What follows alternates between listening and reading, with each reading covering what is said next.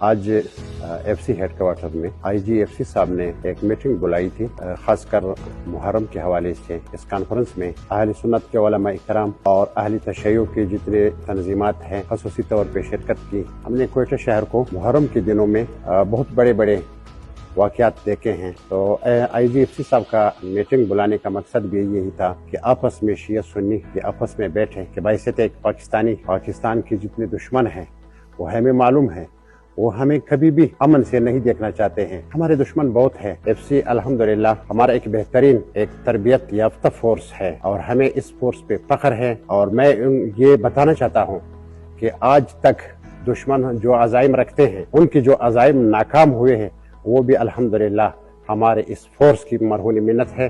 آج جو میٹنگ ہوا FC ہیڈکوارٹر میں، آپس میں جو ہے برادران طور پہ آپس میں بات چیت ہوئی، جو انہوں نے یہ طے کیا کہ اس محرم کو احسن طریقے سے ہم پائے تقسیم کرنا چاہیں گے۔ بہت ہی خوش ہوں جو کہ یہ FC کے نوجوان جو ہے ہماری حفاظت میں مامور ہیں، خصوصاً ہزارہ ٹاؤن میں علمدار روڈ میں FC کا جو ہے بڑا اہم کردار ہے، تو اس کا میں بہت بہت شکریہ ادا کرتا ہوں۔